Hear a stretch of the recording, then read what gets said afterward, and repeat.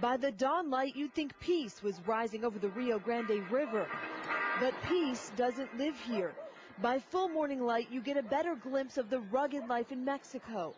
Sitting on the U.S. banks, you're looking at the city of Reynosa. About 1 million people call it home.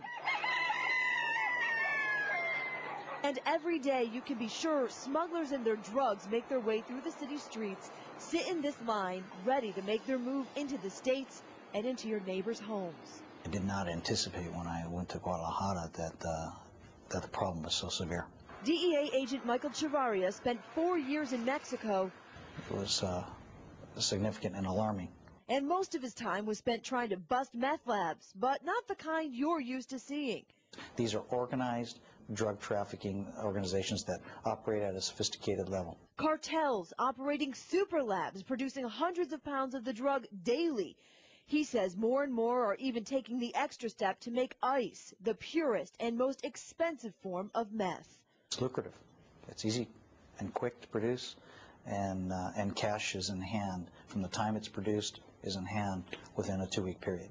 Chavarria says no other drug turns that kind of profit, and with huge demand in the U.S., it's worth the risk of getting caught. You can hire backpackers to sneak drugs across the border between the ports of entry, or it can come across concealed in a truck. Agent James Prendergast tracks trends for the DEA and can show you exactly how ice produced south of the border makes it up to our area. Beginning with the organizations in Mexico, moving their product through Texas, along the highways and rest stops through the southeast. Using major arteries we all drive.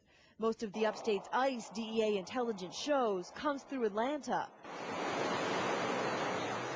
But here's where it originates, thousands of miles away, the Hidalgo port of entry, one of several in Texas. It's one of the major thoroughfares to the main arteries through the state of Texas. Chief Robert Lopez works for Customs here and knows smugglers choose this bridge because it has the best roads. There's been an increase in the quantities of methamphetamines. Customs says in the time it's going to take me to tell you this, chances are one of the cars passing through the port of Hidalgo here is running drugs, but the problem is they don't have time to search every single one. Because this truck is only one of more than 7 million cars that come across here every year.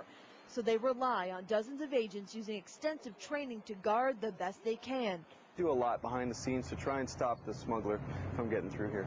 And then there are thousands of miles of the border that look like this section of the Rio Grande here. Mexicans can literally wade across this section of the Rio Grande up onto well-traveled trails, and we can tell they're used because there's still clothes here and also an inner tube that's helped them get across. And when the river looks most peaceful, shadowing ugly realities, is when they make their move.